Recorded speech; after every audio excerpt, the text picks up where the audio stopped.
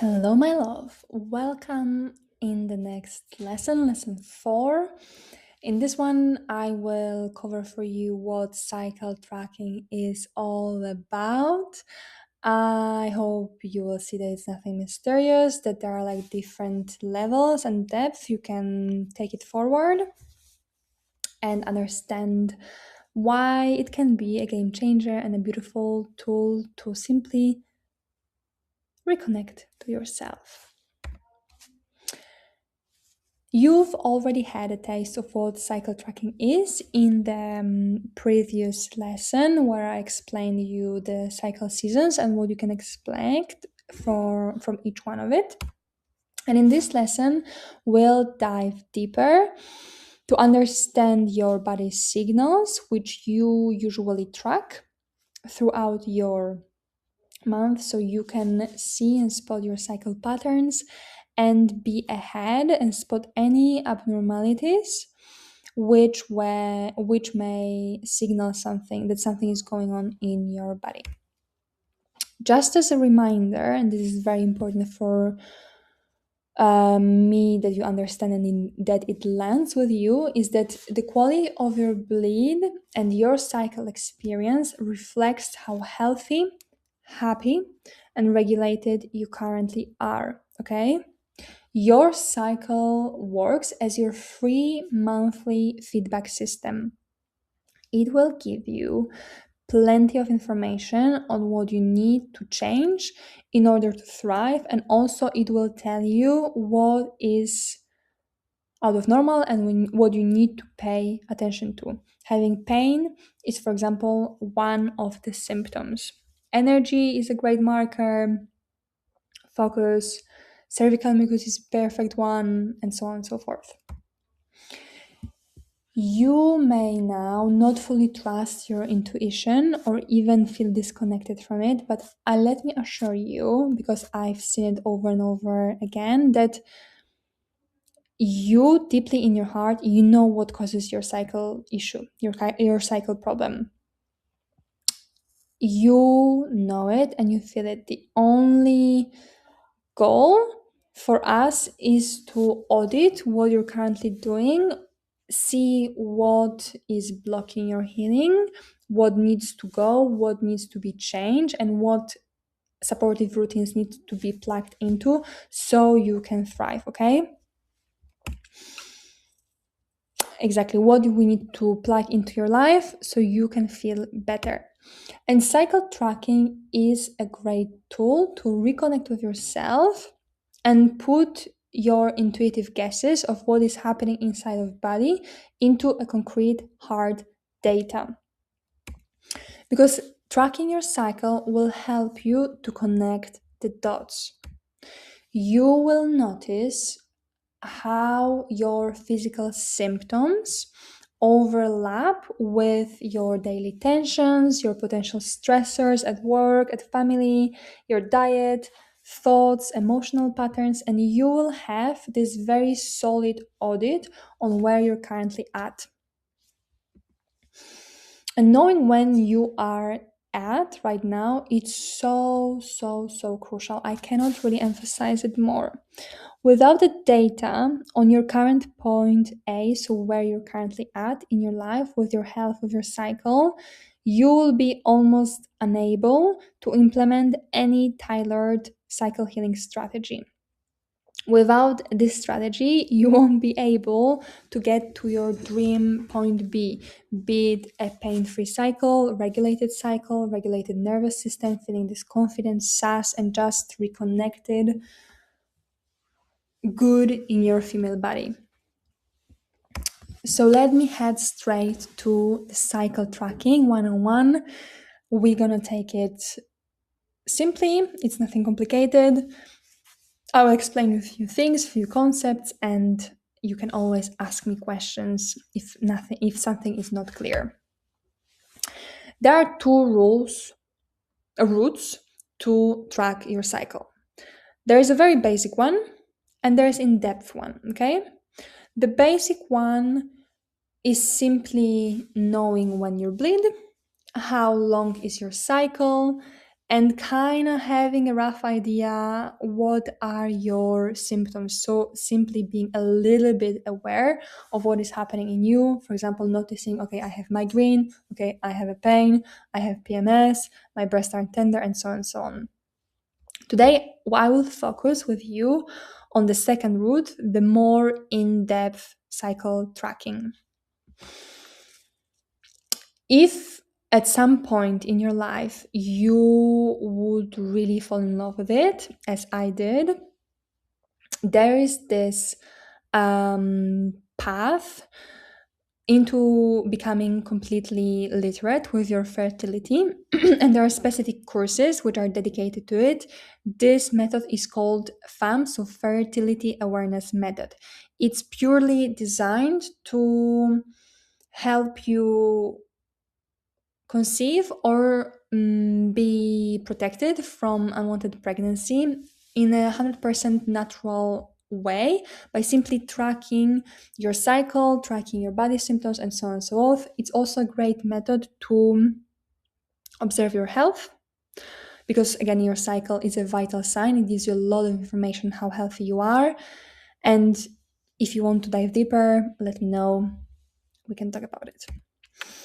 So a small disclaimer, because today in this lesson, we're gonna be touching only on the basics. I want you to understand what is happening. I want you to understand what cycle tracking is on this like a little bit deeper level, not like full fertility part, but a little bit deeper than we usually see with these like tracking apps like Clue and so on and so forth, okay? So this is the path in cycle tracking.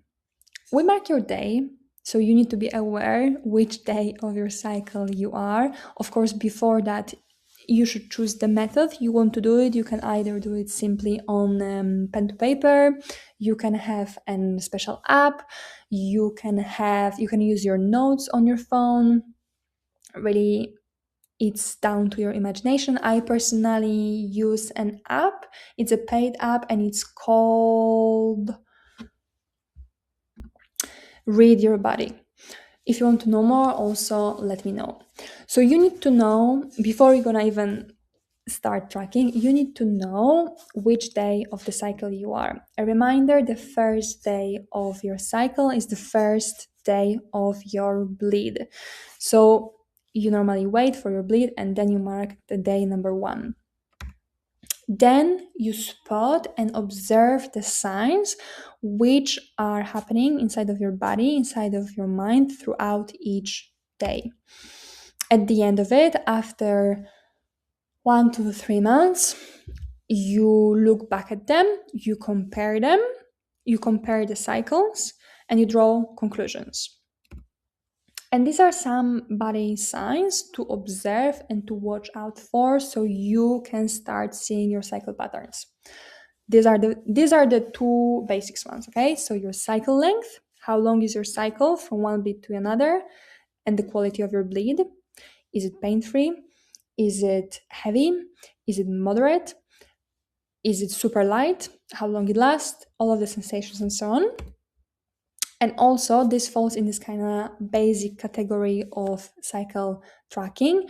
Are your energy levels, are your emotional swings, and any other body signals. So, for example, headaches, acne, bloating, any pain, any spotting, and so on and so forth. When we're going to a level a little bit deeper, so we're taking the second in-depth route, there are more elements to consider. One of them is your basal body temperature.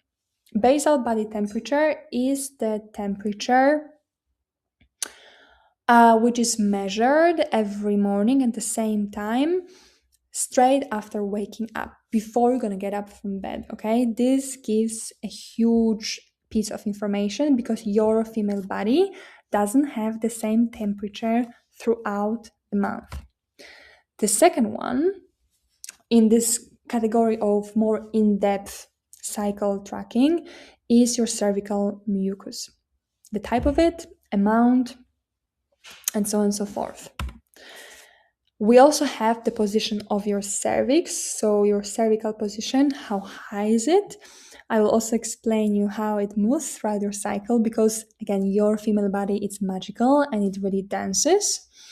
And the last, but this is kind of even a sort of upgrade, each and are the LH tests, which are primarily designed to see when you're ovulating, and they are used to either prevent or consciously conceive a baby. A healthy cycle, just to give you a baseline and a point of reference, a healthy cycle should be regular, should be on time, and should last around 27 to 34 days. I hope I don't have to add it. It should be pain-free. Your period shouldn't log you out of life. You shouldn't be forced to take painkillers or fear or feel uncomfortable because of it.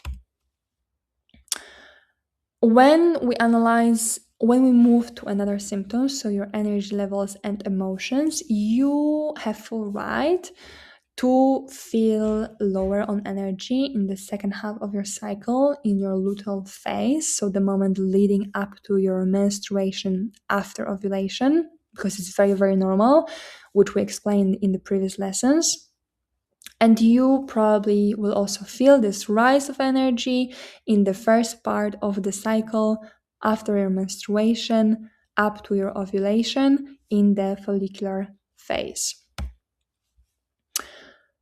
You may also feel more sleepy in the second part of your cycle, in the luteal phase. You may feel more introverted, as we covered before, and you may have this need to retreat and eat more. It's all completely fine.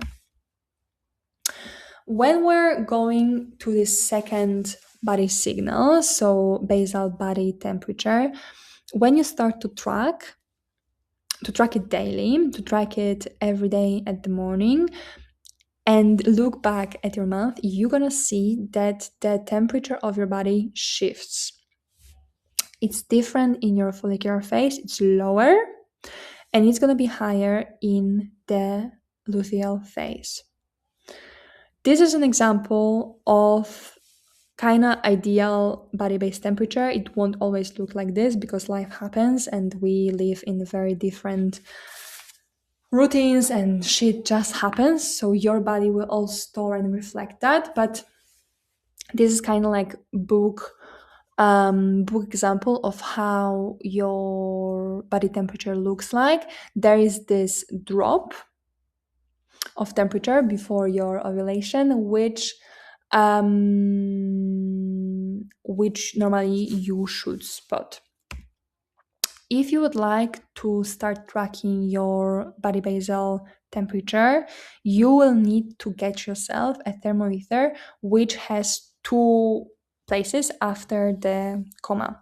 It has to be more sensitive because the difference of the temperature are very, very subtle, okay? It's not like a big jump. They're very subtle, but they are visible. And an important note, you need to measure your temperature every single morning before getting up from your bed at the same time, okay? So if you're waking up at 6, you open your eyes, you turn off your alarm clock, you grab your thermometer, put it under your tongue, because you put it under your tongue, you note it down, and then you head to your work. There are these strap-on devices. If you want to have links, let me know, which you just put on your night. They're connected with the app, and then you don't give a fuck about it. You don't worry about it because they are collecting your data, and you don't have to worry that you forgot about measuring your temperature manually. Another sign of the changes in your body throughout your cycle, it's gonna be your cervical mucus. Cervical mucus is this creamy substance which probably you've noticed on your pants, and it will change, okay? it will be either classified as fertile or non-fertile. And non-fertile cervical mucus is anything which is dry, which is sticky, or maybe there is no mucus at all, or is like a little bit creamy.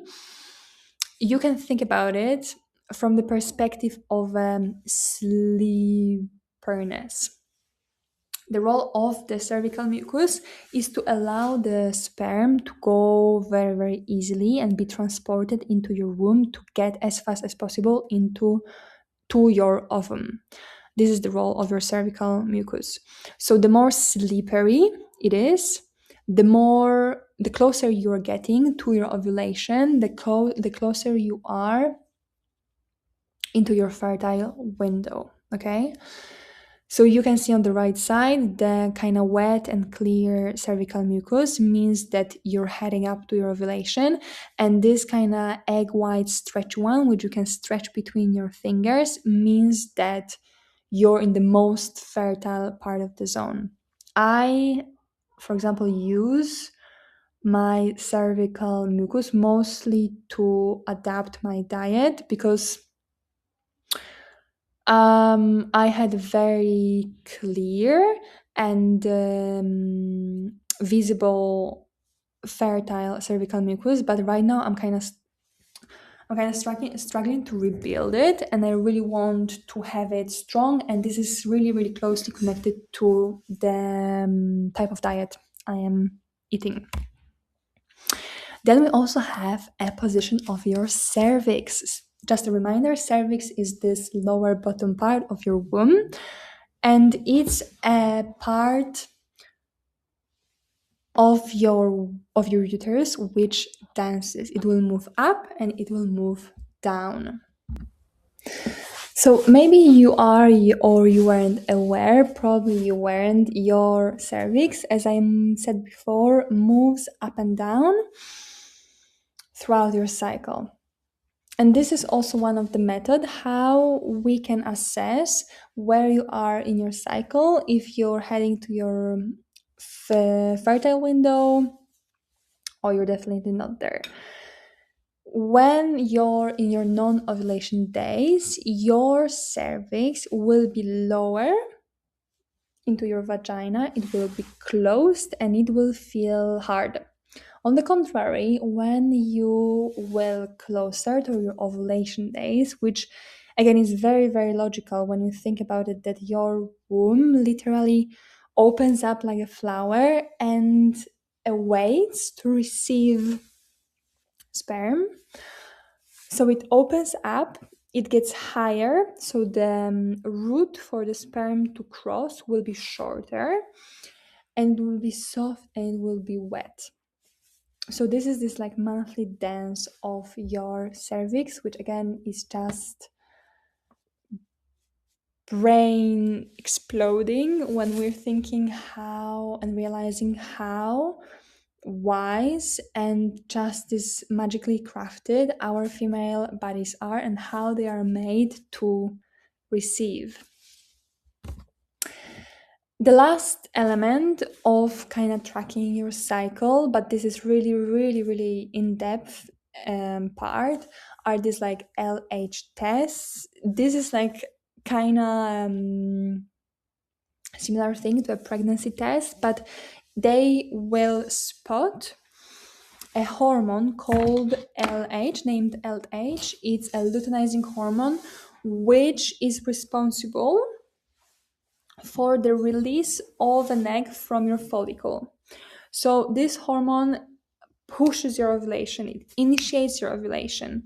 When it's high, it means that the ovulation is about to happen and you're fertile. But again, this is a method which is really in depth, and it's rather used for women who are on their fertility journey, not on their cycle healing journey. Okay, but I just want you to be aware that these things exist for the future. If you feel in any way overwhelmed right now, I have great fucking news for you. We are not at school anymore, and you don't have to track your cycle on this depth if you don't want to, okay? You have full choice to decide what you want to track and what you don't want to track.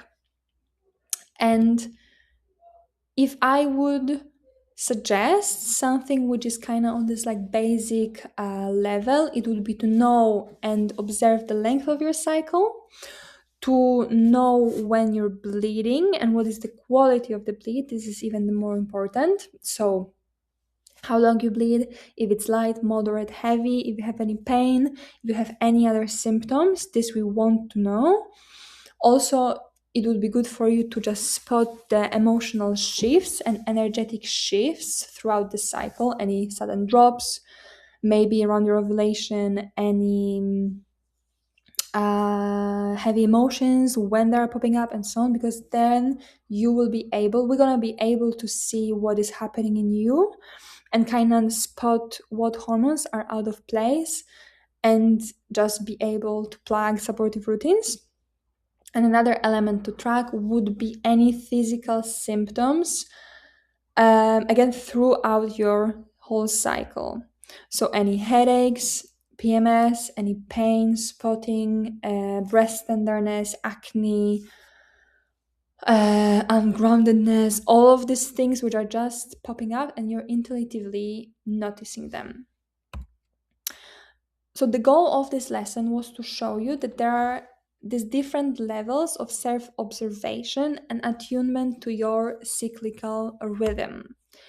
You fully decide how well you want to know yourself and your body. Okay? We're not at school anymore. Of course, the more data you have, the easier it will be to find fitted solutions to help you heal your cycle problem. Because we simply operate with a bigger amount of information and can plug more tailored solutions. Yet, as I said before, you have full choice to decide how you will track your cycle, to which depth. I just encourage you to do it, even if in the most simple, basic way. As a closing word, I just want to emphasize that we women, we really damn fucking thrive in the alternative rhythm of push and rest. And this is extremely closely connected to the fact that we are menstruating, that we're going through these cyclical changes, and our body simply needs very different things on very different phases of our cycle. This is this push and rest mode. We push a little bit more in the first part of the cycle, and we definitely rest towards the end of it and on our bleed, okay? We are not men.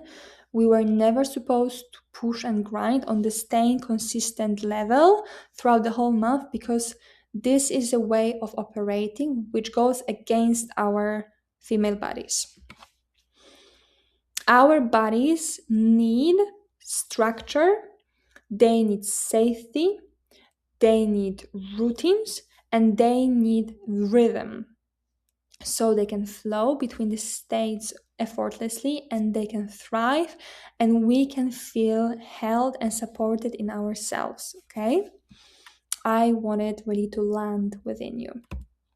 Your cycle is your inner rhythm, and dancing with it, by dancing with it, you will naturally thrive, because you won't go against yourself, against your body, but you will start to live with it, support it, and just unlock all of this potential which you don't have access to when you're constantly grinding, okay?